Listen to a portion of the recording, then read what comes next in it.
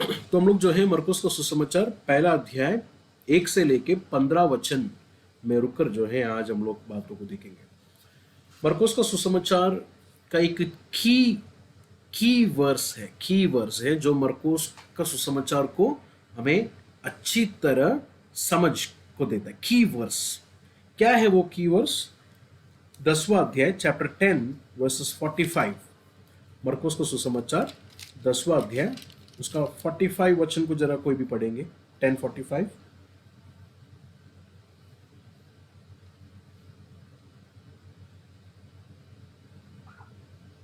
क्योंकि मनुष्य का पुत्र इसलिए नहीं आया कि उसकी सेवा टहल की जाए, पर इसलिए आया कि आप सेवा टहल करें और बहुतों की छुड़ौती के लिए अपना प्राण दे।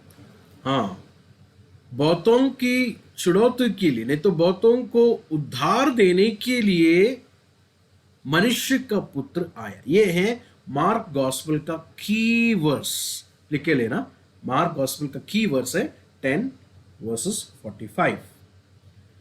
दूसरा, मार्क गॉस्पेल यीशु मसीह को दुख उठाने वाला सफरिंग सर्वेंट के रूप में हमको बताया। दुख उठाने वाला परमेश्वर का दास, दुख उठाने वाला परमेश्वर का दास या दुख उठाने वाला सर्वेंट, सफरिंग सर्वेंट। ये पिक्चर किधर से मिला? यशाया नबी में चैप्टर 53, यशाया 53 का 5 और 10 वचन जब हम लोग पढ़ेंगे, परमेश्वर अपने दास को इस धरती पर भेजने वाला है। और वो दास कैसा होगा? दुख उठाने वाला। 53 का यशाया नबी 53 वर्सेस 5 and 10 वो भी जरा पढ़े। परंतु वह हमारे ही अपराधों के कारण घायल किया गया, वह हमारे अधर्म के कामों के कारण कुचला गया। हमारी ही शांति के लिए उस पर ताड़ना पड़ी कि उसके कोड़े खाने से हम लोग चंगे हो जाएं। हाँ, 10वां वचन भी। तो भी यहोवा को यही भाया कि उसे कुचले, उसी ने उसको रोगी कर दिया। जब वह अपना प्राण दोष बलि करे, तब वह अपना वंश देखने पाएगा। वह बहुत दिन जीवित रहेगा, उसके हाथ से यहोवा की इच्छा पूरी हो जाएगी। हाँ, देखें, आप लोग ने वहां पर गौर से देखा, दोष बलि, सिन ऑफरिंग। तो ये पुत्र, नहीं तो ये सर्वेंट, ये दास कौन होगा? वो कफारा होगा या दोष बलि होगा। फिर उसके नीचे क्या लिखा है? उसी के हाथ से परमेश्वर की इच्छा, परमेश्वर की मर्जी पूरी होगी। और किसने उसको रोगी ठहराया? किसने उसको ये ताड़ना किसने दिया? ये परमेश्वर ने। किसके खातिर? हमारे खातिर। तो ये यशाया नबी चैप्टर 53 का 5 और 10 में से उठाकर जो है मरकोस ने अपने सुसमाचार को लिखा है कि यीशु मसीह, who is Jesus, he is a suffering servant of the Lord. दुख उठाया किसके लिए? उन्होंने कोई गुनाह नहीं किया, उसके लिए नहीं, हमारे लिए परमेश्वर ने हमारी ताड़ना उस पर ढाली। और वो क्या हुआ? दोष बलि, सिन ऑफरिंग।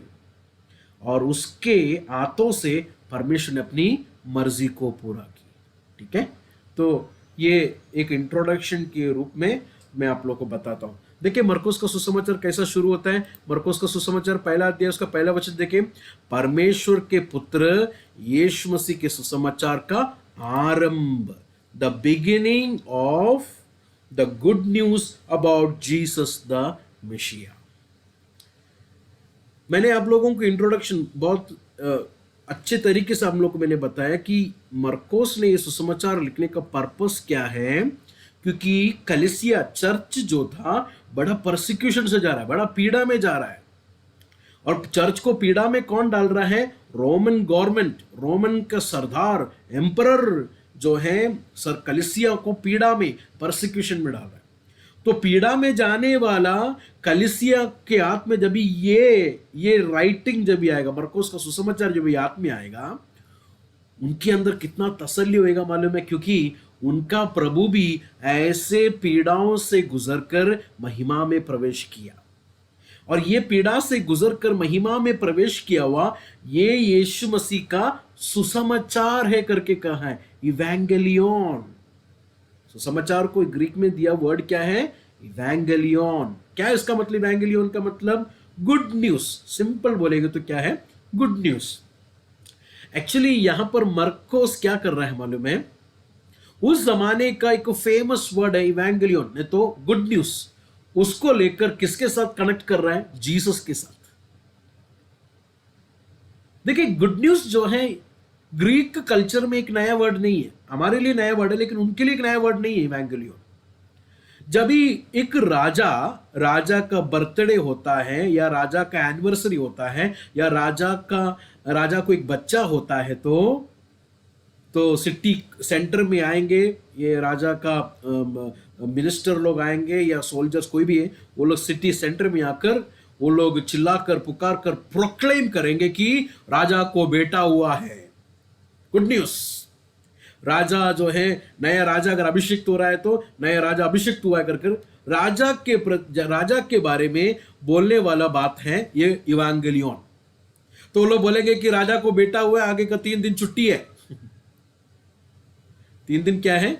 छुट्टी है। तो ये है गुड न्यूज। तो रोमन्स लोगों की इवेंगेलियन गुड न्यूज जब ये सुनेंगे तो किसके साथ जुड़ा हुआ है? रोमन राजा के साथ जुड़ा हुआ है। लेकिन अभी ये मरकोस क्या कर रहा है मालूम है? यही वर्ड को लेकर किसके साथ जोड़ रहा है? जीसस के साथ। तो this is the good news of Jesus Christ, यीशु मसीह का सुसमाचार। वो राजा को बेटा हो गया, छुट्टी मिला, ऐसा एक गुड न्यूज नहीं है ये, बल्कि रोमन लोगों को मिलने वाला गुड न्यूज से भी बढ़कर दुनिया अभी तक नहीं सुना हुआ एक बड़ा खुशखबरी मरकोस हम लोगों को देने के लिए जा रहा है। क्या है वो खुशखबरी? हमको मालूम है क्या है वो खुशखबरी, जल्दी मैं बताता हूं। परमेश्वर ने अपना एकमात्र एकलौता पुत्र को हमारे गुनाह के खातिर इस दुनिया पर भेजा, उसे दोषी ठहराया, हमारे खातिर हमारे तमाम पापों को उस पर रखकर उसे दंड किया, उसे मारा, और हमारे लिए वो मारा गया, हमारे गुनाह के लिए मारा गया, तीसरे दिन जी उठा, हमें उद्धार दिया, हमें नजात दिया। This is the good news. तो यहां पर मरकोस क्या कर रहा है? मरकोस इस वर्ड को निकाल कर कह रहा है कि ये किसका सुसमाचार है? यीशु मसीह का सुसमाचार।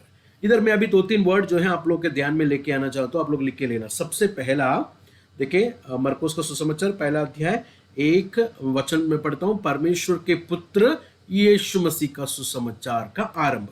तो पहला वर्ड हमने क्या देखा? सुसमाचार, नहीं तो इवेंगेलियन, गुड न्यूज क्या है कर वो वर्ड हम लोग ने देखा। सेकेंड वर्ड हम लोग जो देख रहे हैं वो है मेशिया।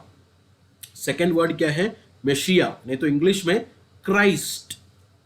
कुछ लोग सोचते हैं कि अभी मेरा नाम ब्लेसन डैनियल है, तो डैनियल मेरा सरनेम है, तो कुछ लोग क्या सोचते हैं यीशु मसीह मतलब मसीह जो है या क्राइस्ट जो है जीसस का सरनेम है। ऐसा नहीं है। यीशु का सरनेम नहीं है मसीह, यीशु को दिया गया वह टाइटल है मसीह। ठीक है?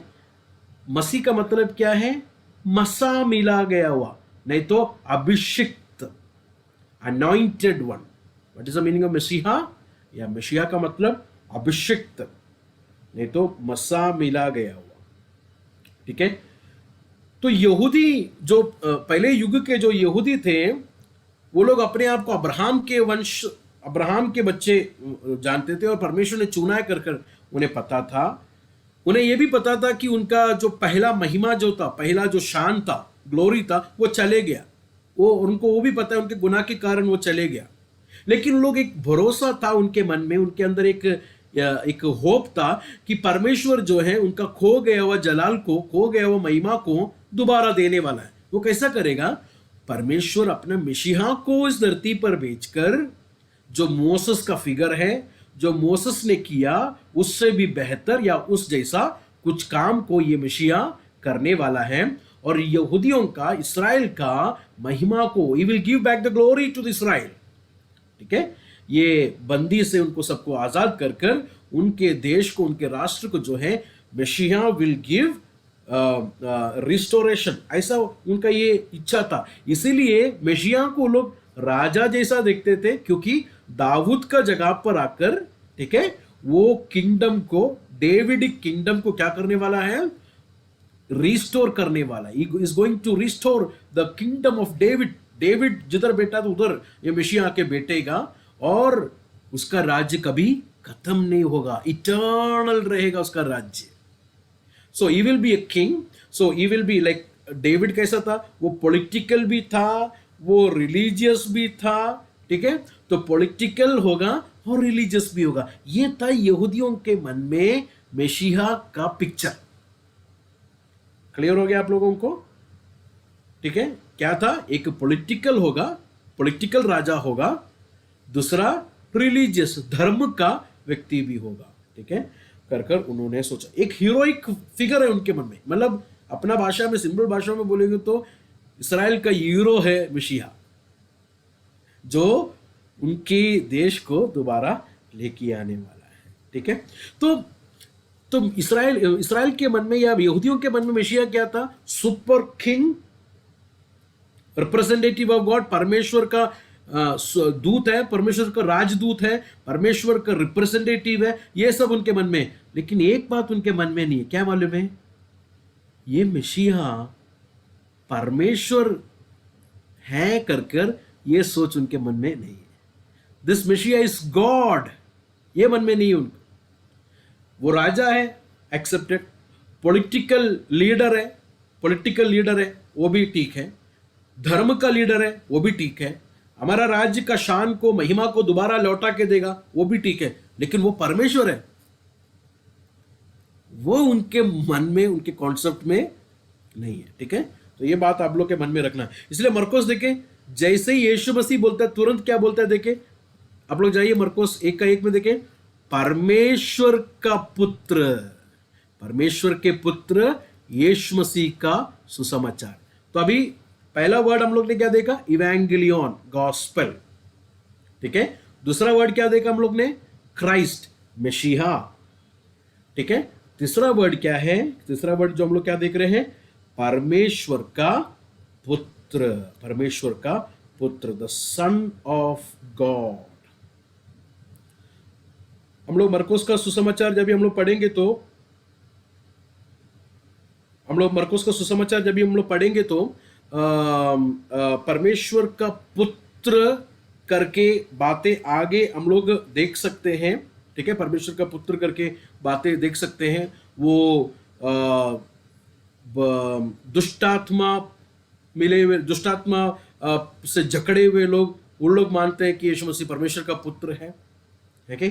तो शैतान मान लेता है कि यीशु मसीह परमेश्वर का पुत्र है, और परमेश्वर का पुत्र का बातों को आगे के हम लोग क्लासेस में हम लोग देखेंगे, ठीक है।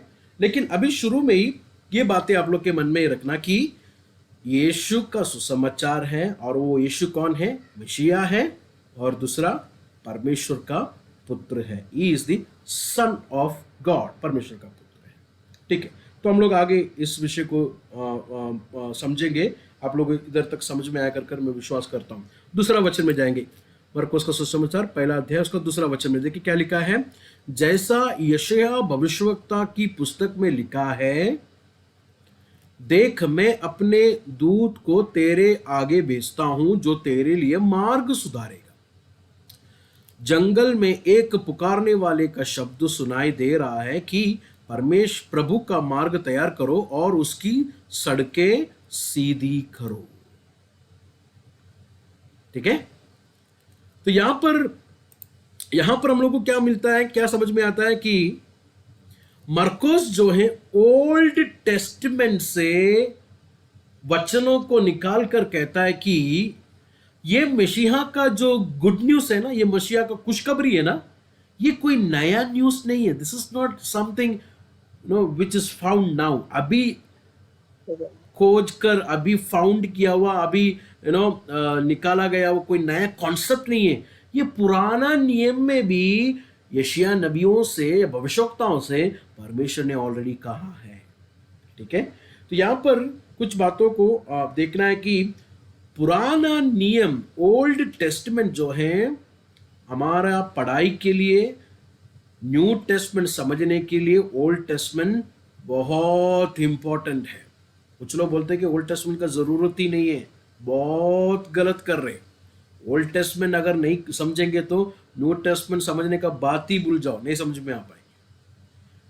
देखिए शुरू मरकोस का पहला चैप्टर का दूसरे वचन में मरकोस किधर लेके जा रहा है हम लोग? ओल्ड टेस्टमेंट में, क्योंकि इसका रूट उधर है। उधर भविष्यवक्ताओं से परमेश्वर ने कहा कि ऐसा होने से पहले, मसीहा आने से पहले कौन आएगा? उसके आने से पहले एक व्यक्ति आएगा जो मसीहा के लिए मार्ग को तैयार करेगा। He will prepare the way for the Lord। ठीक है, तो ये बातें आप लोग के मन में रखना कि ओल्ड टेस्टमेंट में ये बातें जिक्र की। 3 बातें हम लोग उसमें से देख सकते हैं। 3 बातें। सबसे पहला क्या है मालूम है? एक शक्ति, एक पावरफुल मेशिया इज कमिंग, एक सामर्थ्य से भरा हुआ मेशिया आ रहा है। ठीक है, दूसरा वचन हम लोग ने जो पढ़ा है ना अभी, एशिया नबी 2 और 3, सॉरी मरकोस 1 का 2 और 3, उसमें से हम लोग 3 बातों को देख सकते हैं। सबसे पहले क्या है कि एक सामर्थी मेशिया आने वाला है।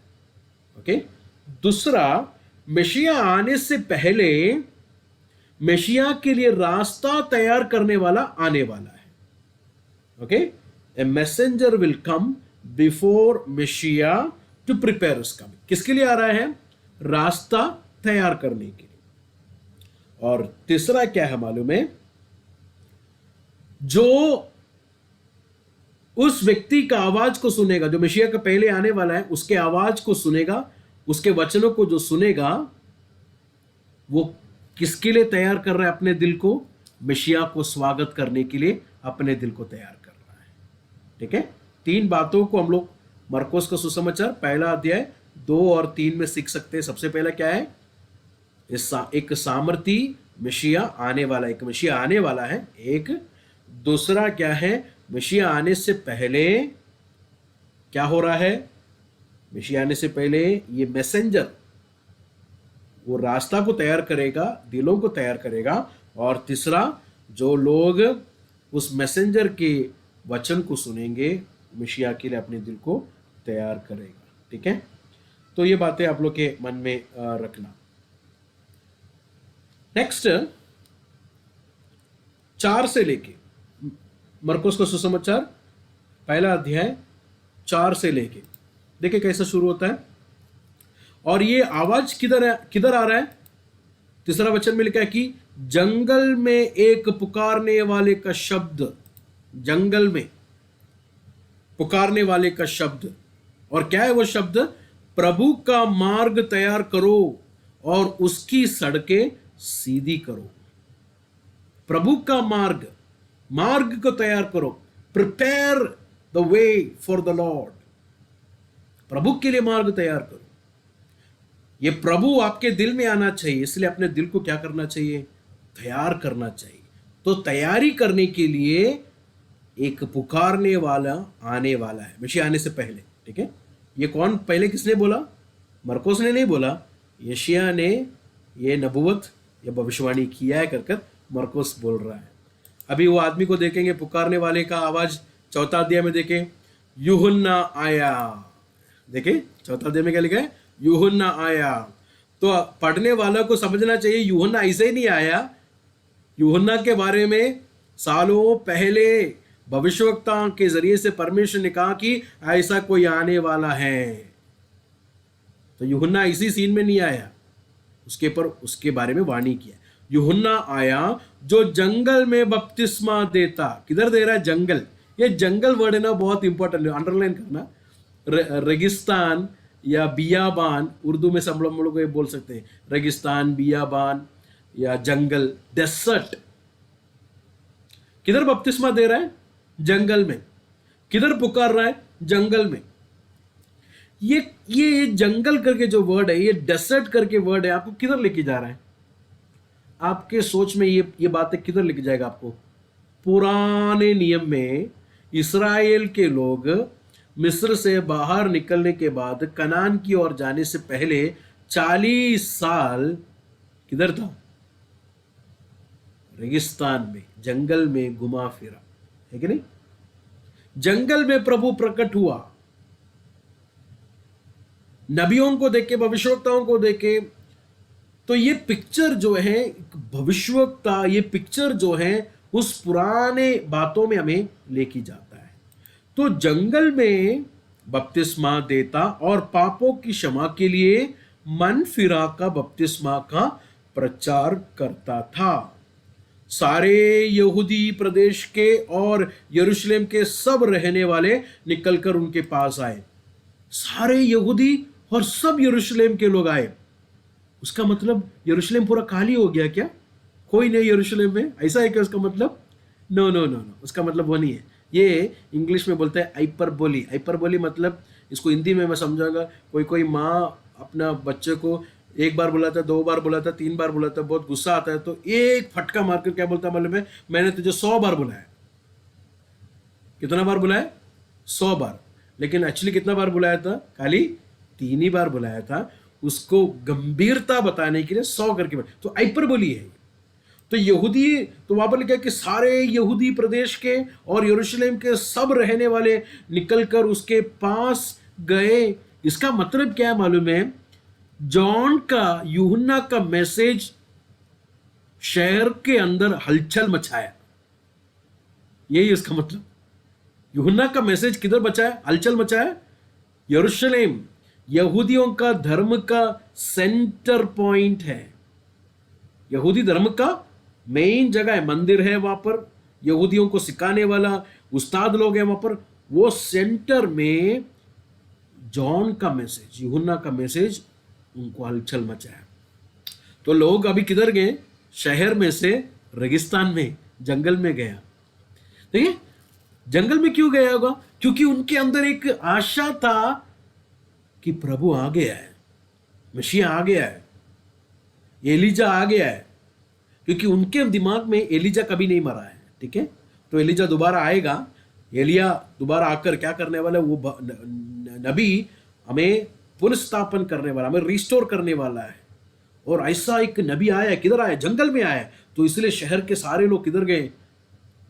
एलिया करके नबी का फिगर यूहन्ना को देखने के लिए जंगल में गया, ठीक है? और यूहन्ना क्या दे रहा है? मन फिरा का बपतिस्मा का प्रचार करता और जंगल में बपतिस्मा देता। किसको बपतिस्मा दे रहा है? यहूदियों को। देखिए, बपतिस्मा करके जो मैंने, आप लोग ऑलरेडी बैप्टिज्म का क्लास आप लोग सुना है। यूहन्ना ने दिया वो बपतिस्मा नहीं हम लोग देते हैं। विश्वासी लोगों का बपतिस्मा यूहन्ना का बपतिस्मा में अलग है। यूहन्ना का बपतिस्मा कैसा बपतिस्मा है? मन फिराव का बपतिस्मा है। और वो किसके लिए देता था? यहूदियों को खाली देता था, ओनली फॉर द ज्यूस, ठीक है? तो यहूदियों में ही बपतिस्मा देने का देता था। वो लोग किसको देते थे? अगर कोई चाहता है कि वो यहूदी धर्म को या यहूदी के जैसा जीने के लिए, यहूदी धर्म को स्वीकार करने के लिए अगर कोई आता है, तो अन्य जाति, गैर कौम लोगों को क्या करता था? बपतिस्मा यहूदी लोग देते थे। लेकिन अभी यूहन्ना किसको बपतिस्मा दे रहा है? यहूदियों को। मतलब अभी यहूदियों को यूहन्ना कैसा देख रहा है मालूम है? अन्य जातियों के जैसा। तुम्हें एक मन फिराहट की जरूरत है, तुम्हें एक नया मन की जरूरत है। समझ में आ रहा है आप लोगों को? उनके हिसाब से वो लोग प्रभु के लोग हैं, उनके हिसाब से वो लोग परमेश्वर के बच्चे हैं, उनके हिसाब से वो लोग अंदर है, प्रभु के राज्य के अंदर है। लेकिन यूहन्ना ने आकर प्रचार करके बोला, मन फिराओ, अब्राहम का बेटा बच्चा बोल के कोई फायदा नहीं है। प्रभु का राज्य में अगर आना है तो मन फिराना जरूरी है, और मन फिराने की बपतिस्मा की जरूरी है। तो लोगों का गुनाह को यह प्रचार करता था यूहन्ना।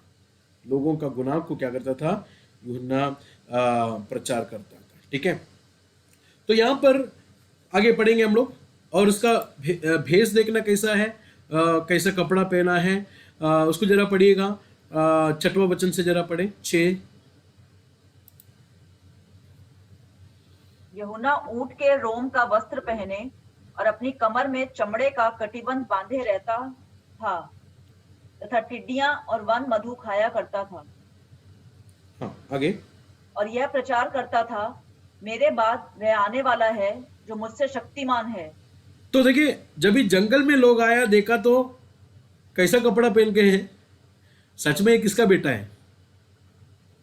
किसका बेटा है? पुरोहित का बेटा है। जकरिया पुरोहित का बेटा है। कौन सा कपड़ा पहनना चाहिए?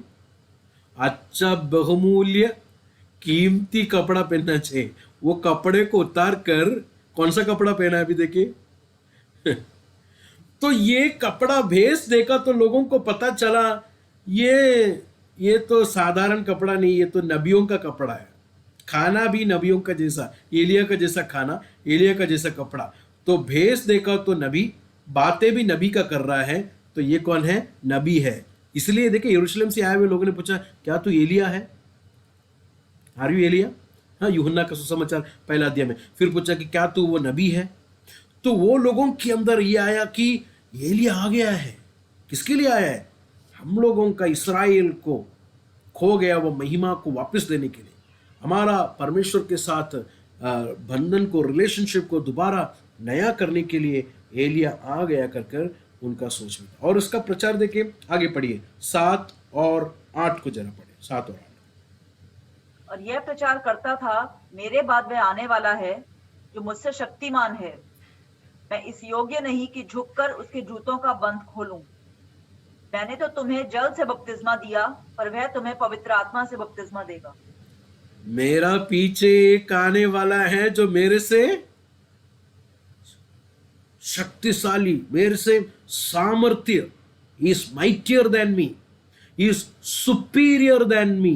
मैं तो आप लोगों को पानी से दे रहा हूं, लेकिन वो कौन, किस में से देगा? पवित्र आत्मा का बपतिस्मा।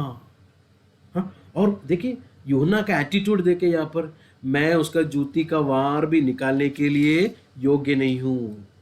उस जमाने में उनका जूती में जो है ऐसा ऐसा वार जैसा जो है पैर के ऊपर तक जो है वो लोग बांधते हैं। तो वो खोलने का काम किसका है मालूम है? गुलाम का काम है, स्लेव का काम है उस जूती का वार को खोलने के लिए। यूहन्ना क्या बोल रहा है मालूम है? वो खोलने के लिए भी मैं लायक नहीं हूं।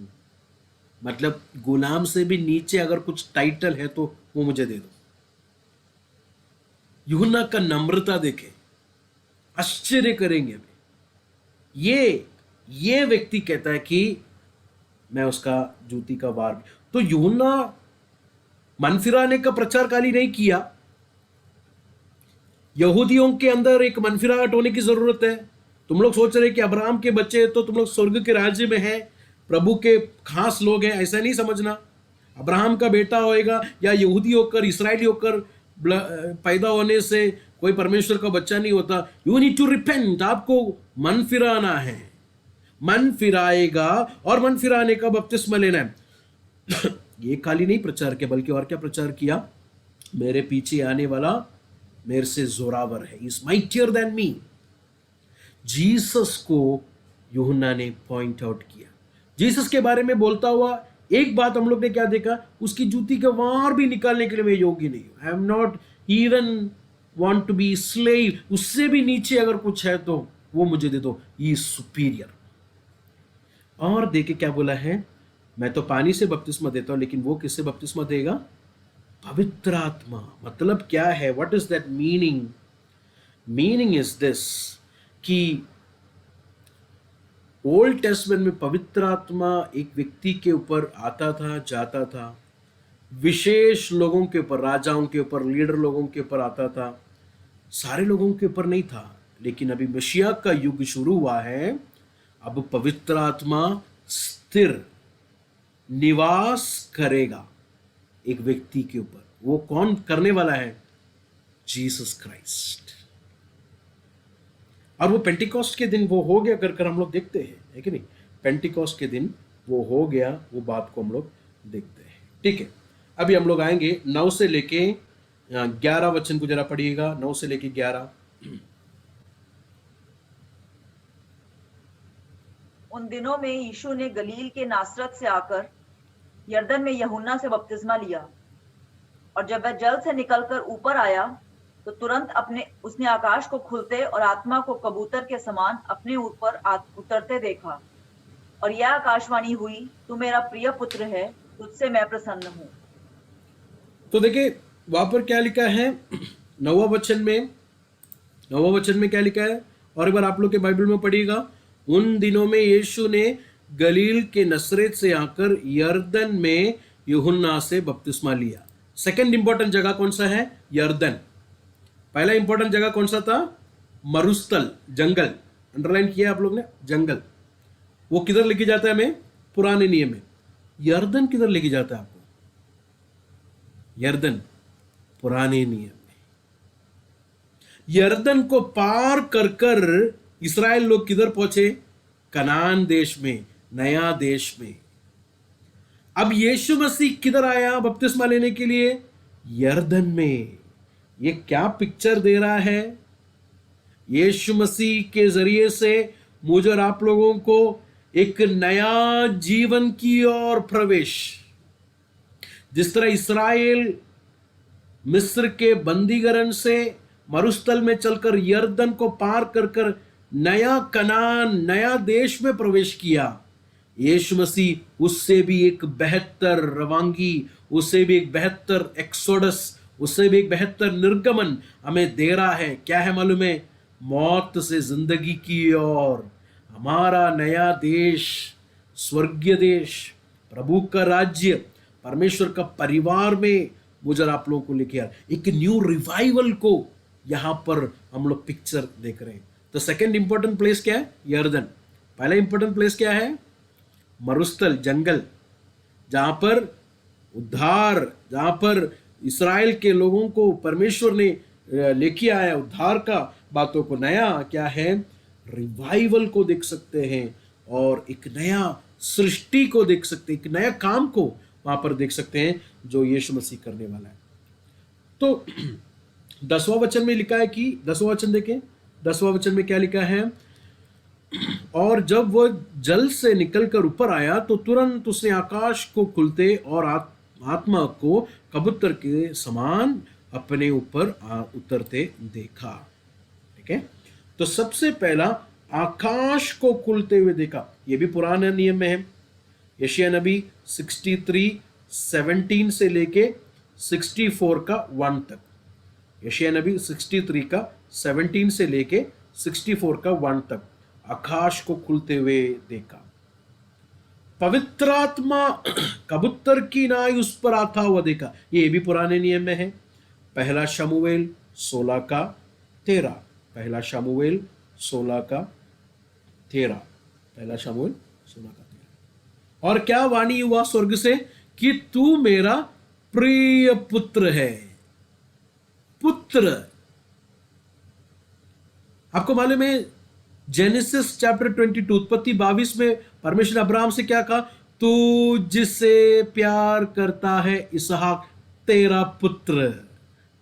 तो ये पुत्र करके जो वर्ड है उत्पत्ति की किताब 22वां अध्याय में हमें लेके जाता है। 22 का 3, जेनेसिस चैप्टर 22:3। इसहाक द सन, पुत्र, प्रिय पुत्र। अब्राहम का प्रिय पुत्र था इसहाक। परमेश्वर का प्रिय पुत्र है यीशु मसीह। देखिए दूसरा अध्याय, पहला अध्याय उसका 11 वचन को और एक बार मैं पढ़ता हूं। और यह आकाशवाणी हुई, तू मेरा प्रिय पुत्र है। अब्राहम का प्रिय पुत्र कौन था? इसहाक था। परमेश्वर का प्रिय पुत्र कौन है? यीशु मसीह। तू मेरा प्रिय पुत्र है, तुझसे मैं प्रसन्न हूं। ये पुत्र जो वर्ड है ये केवल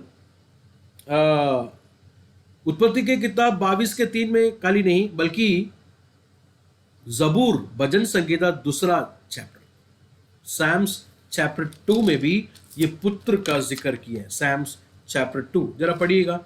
सैम्स चैप्टर 2, जबूर, भजन संगीता 2 अध्याय, उसका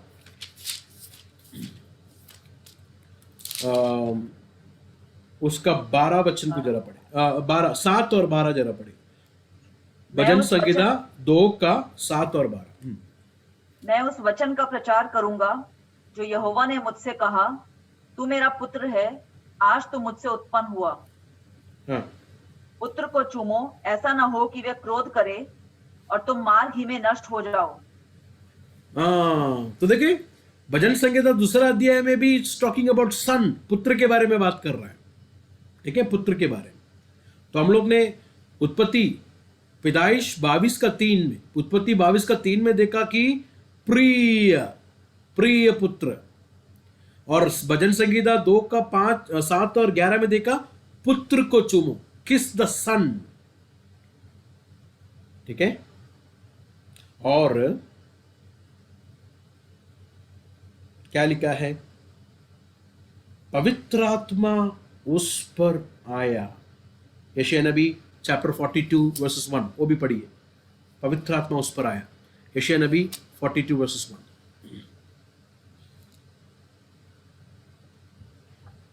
मेरे दास को देखो जिसे मैं संभाले हूं, मेरे चुने हुए को, इससे मेरा जी प्रसन्न है। मैंने उस पर अपना आत्मा रखा है, वह जाति जाति के लिए न्याय प्रकट करेगा। मैंने अपने आत्मा उस पर क्या किया है, रखा है। किस पर? मेरे प्रिय पुत्र पर। देखा? तो देखिए पहला चैप्टर में ही आपने कितना बार ओल्ड टेस्टमेंट के रेफरेंसेस को देखा है कि नहीं?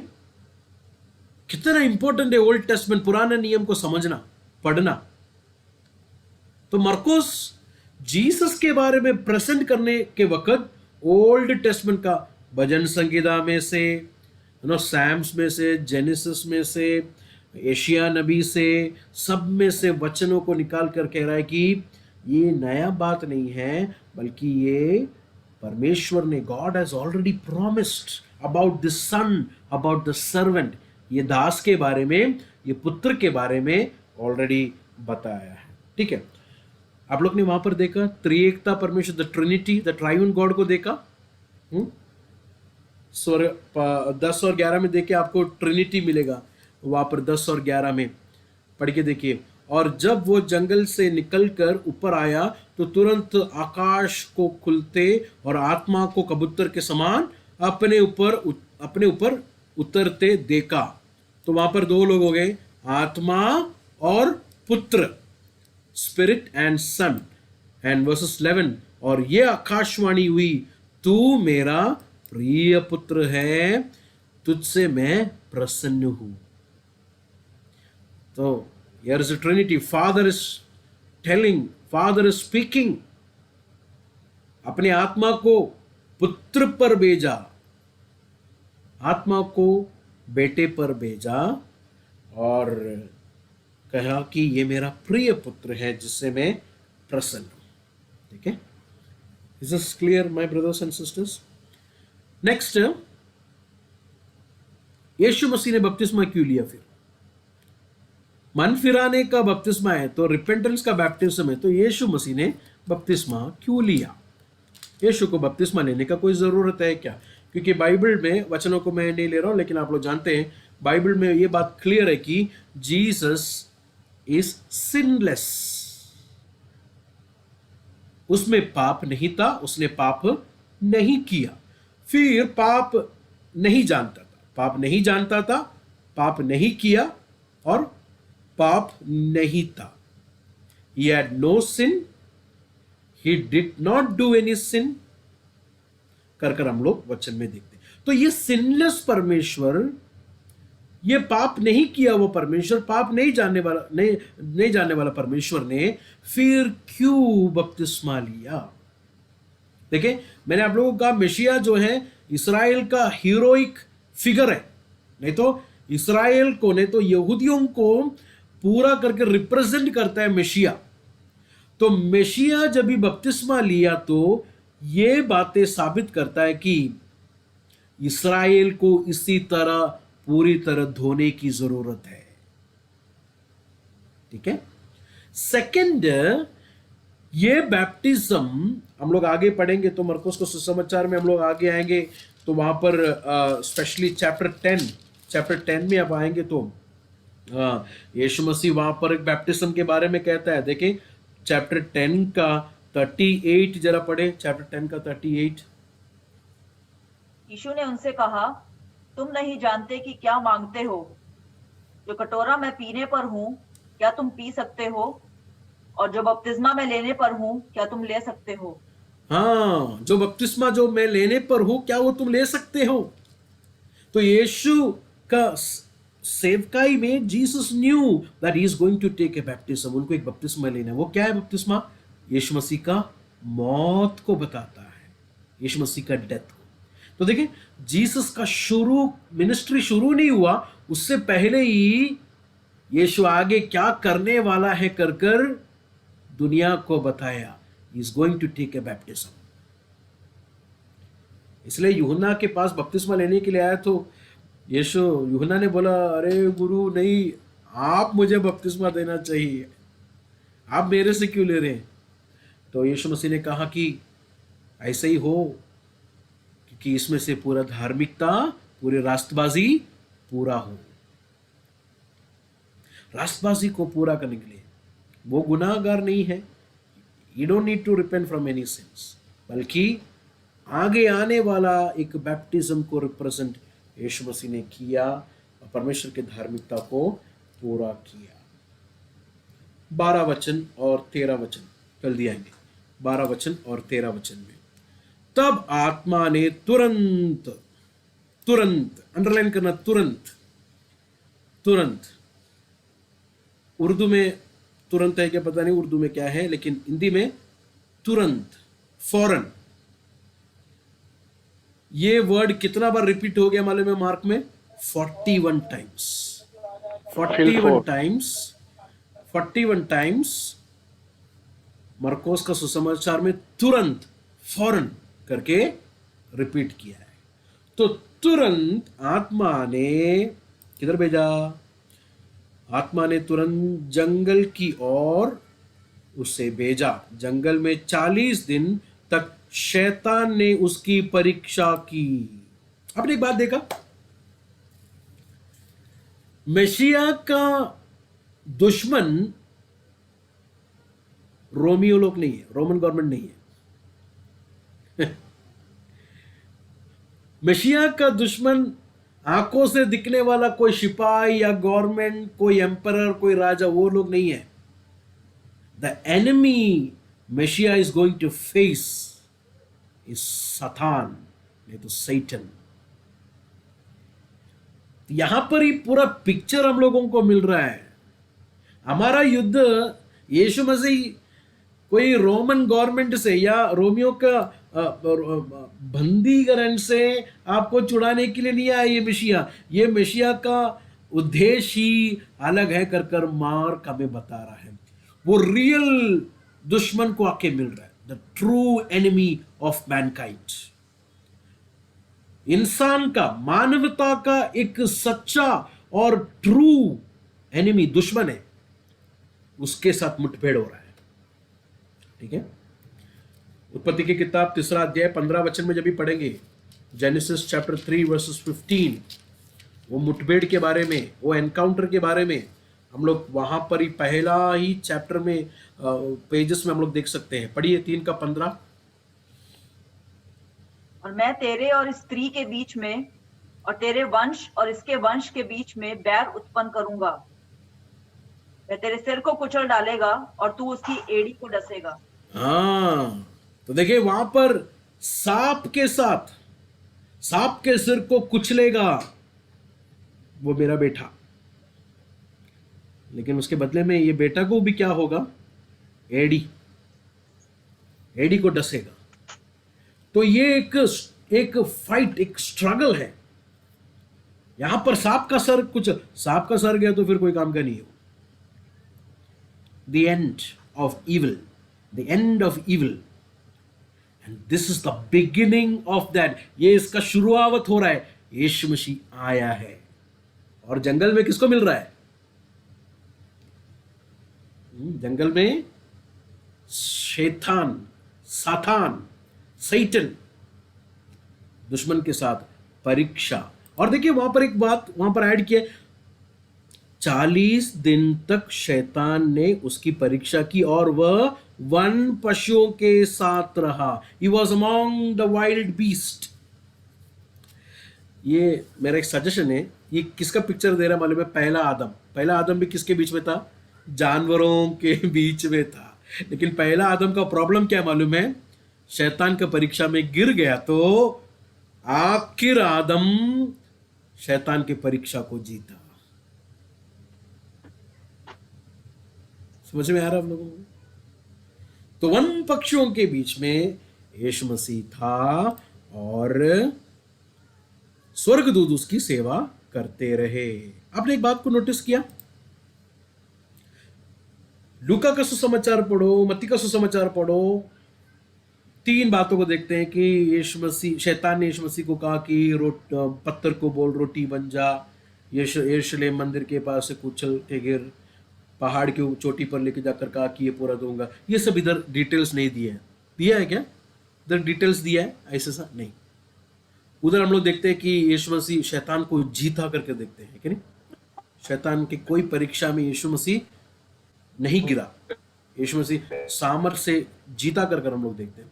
लेकिन मरकुस को सुसमाचार में शैतान ने क्या परीक्षा किया नहीं लिखा है। पढ़ेगा तो मालूम भी नहीं पड़ेगा कि शैतान को यीशु मसीह ने हराया है। No mention. देखा आपने? 14 वर्सेस देखा कैसे शुरू होता है। 14 वर्सेस, 14 वचन को, यूहन्ना के पकड़वाए जाने के बाद यीशु ने गलील में आकर परमेश्वर के राज्य का सुसमाचार किया। शैतान को हराया करके कुछ नहीं दिखेगा आपको। क्यों ब्रदर, क्यों नहीं दिख रहा है अभी? वो अभी नहीं दिखेगा आपको। आगे का चैप्टर पढ़ेगा तो आपको मालूम पड़ेगा कि सच में शैतान के मुंह में अच्छा एक अटैक दिया यीशु मसीह ने उधर। क्योंकि पहला चैप्टर में आएंगे तो अशुद्ध आत्मा, अनक्लीन स्पिरिट, यीशु को देखकर घबरा कर कहता है कि तू हमें खत्म करने के लिए आया है क्या? और यीशु मसीह के शब्द में, अथॉरिटी के सामने अशुद्ध आत्मा चले जाता है। इसमें से इंट मिल जाता है कि 40 दिन की परीक्षा में कौन जीता? यीशु मसीह। क्योंकि अगर यीशु मसीह नहीं जीतता तो आगे रोगी चंगाई नहीं होते थे, बीमारी छुटकारा नहीं पाते थे, लंगड़े नहीं चलते थे, मरे हुए नहीं जी उठते थे, भूत प्रेत जो शैतान से बंधे हुए लोग नहीं आजाद होते थे। इसका क्या वो आगे बताएगा। मार्क अभी नहीं बता रहा है, मार्क आगे बताएगा कि यीशु, जीसस वाज कॉन्करर। ठीक है, अभी जल्दी मैं मैसेज अपना खत्म करता हूं। 14 वचन में एक बड़ा इंपॉर्टेंट एक वर्ड है जो आप लोग को अंडरलाइन करना है। अभी तक आप लोग ने कुछ कुछ वर्डों को अंडरलाइन किया होगा। क्या है? जंगल, डेसर्ट, फिर यर्दन, जॉर्डन, फिर आपने अंडरलाइन किया होगा तुरंत, फौरन, इमीडिएटली। फिर आपने अंडरलाइन करना है, क्या है? देखिए, और यीशु ने गलील में से आकर परमेश्वर का राज्य का सुसमाचार प्रचार किया। अंडरलाइन करना, परमेश्वर का राज्य का सुसमाचार। The gospel, the good news of proclaiming the good news of God. 15 वचन में क्या लिखा है? और कहा समय पूरा हुआ है और परमेश्वर का राज्य निकट आ गया है। परमेश्वर का राज्य निकट आए। तो आपको अगला वर्ड कौन सा अंडरलाइन करना है? परमेश्वर का राज्य। अंडरलाइन दैट वर्ड, परमेश्वर का राज्य निकट आया है। मन फिराओ और सुसमाचार पर विश्वास करो। यीशु मसीह का मैसेज था ये। This was the message of Jesus Christ. क्या है यीशु मसीह का मैसेज? परमेश्वर का राज्य निकट आया है। एक एवरेज बिलीवर को पूछो यीशु मसीह का मैसेज क्या था, यीशु मसीह का सरमन क्या था, वो लोग बोलेंगे दुश्मनों को प्यार करो, लव योर एनिमीज, फिर हैव दूसरों को दया करो। ये सब था यीशु मसीह का मैसेज। नो नो नो, यीशु मसीह का मैसेज ये नहीं था। यीशु मसीह का मैसेज क्या था? स्वर्ग राज्य के बारे में, about the kingdom of God. Kingdom of God, स्वर्ग राज्य। क्या है स्वर्ग राज्य? What is the kingdom of God? क्या है स्वर्ग राज्य? और स्वर्ग राज्य हमारे बीच में आया है करके लिखा था, टाइम हैज कम, ठीक है नहीं? 15 वचन को देखें और एक बार। और कहा समय पूरा हुआ है और परमेश्वर का राज्य निकट आ गया है। तो जीसस के आने पर स्वर्ग का राज्य आ गया, स्वर्ग का राज्य आ गया। मैं अभी यहां पर अपना क्लास को इधर बंद करता हूं। अगले हफ्ता हम लोग स्वर्ग के राज्य के बारे में हम लोग देखेंगे। इसका एक सबूत आप लोगों को मैं देता हूं, स्वर्ग का राज्य आ गया कर उसका सबूत क्या मालूम है? चैप्टर 1 से लेके आगे का पूरा चैप्टर में मार्क हमको दिखाता है रोगी चंगे हो रहे हैं, दुष्टात्मा चले जा रहा है, पापी क्षमा पा रहे हैं, कुष्ठ रोग लेप्रेसी वाले ठीक हो रहे हैं, हाँ, और गरीब लोग, poor people are hearing the gospel. ये सब का सबूत क्या है मालूम है? परमेश्वर का राज्य यीशु के आने पर आ गया है, शुरू हुआ है। That is the proof. तो अगले हफ्ता क्लास मिस नहीं करना, बहुत एक इंपॉर्टेंट लेसन स्वर्ग के राज्य के बारे में हम लोग देखने वाले हैं। The kingdom of God has come with Jesus Christ. अभी वो किंगडम है यहाँ पर, अभी वो स्वर्ग का राज्य इधर धरती पर है, आंखों से नहीं दिखेगा, आंखों से, इट्स अ स्पिरिचुअल किंगडम, लेकिन आंखों से दिखने वाला, दुनिया देख सकता हुआ एक राज्य परमेश्वर इस धरती पर एस्टैब्लिश करने वाला है। तब तक we are living in the spiritual kingdom. तो जीसस के आने में क्या हुआ? स्वर्ग राज्य का इनॉग्रेशन हुआ, ठीक है, इनॉग्रेशन। उसका एक एग्जाम्पल हम लोग जॉन चैप्टर 2 में देखते हैं। यीशु मसीह ने क्या किया? पानी को दाखरस में बदला, है कि नहीं? पानी को दाखरस में बदला। वो किसका सूचित करता है? ये किसका क्या बताता है? कि the inauguration of the kingdom of God, क्योंकि मसीहा आएगा तो वो क्या करने वाला है? वो इस तरह काम करेगा कर पुराने नियम में बताया है। नया, न्यू क्रिएशन, पानी को वाइन में बदलना मतलब इट्स न्यू क्रिएशन, नया सृष्टि को दिखाता है।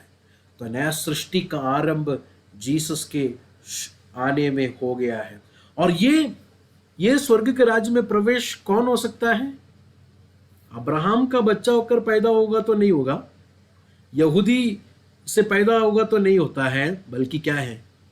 ये सुसमाचार को ग्रहण कर मन फिराने वाले के अंदर स्वर्ग राज्य में वो प्रवेश होता है, नहीं तो परमेश्वर का परिवार में वो प्रवेश होता है। ठीक है, तो अगला क्लास में हम लोग देखेंगे कि द किंगडम ऑफ गॉड के प्रचार यीशु मसीह ने किया। So what is this kingdom of God? क्या है ये स्वर्ग के राज्य का मतलब? और यहूदियों के कॉन्सेप्ट में, यहूदियों के मन में स्वर्ग राज्य नहीं तो किंगडम ऑफ गॉड का मतलब क्या था, और यीशु सच में क्या मतलब कर रहा था, वो डिफरेंस हम लोग अगले हफ्ता देखेंगे। ठीक है, तो प्रार्थना करेंगे हम लोग, आज सुना हुआ वचन के सामने अपने आप को समर्पित करेंगे। God bless you all.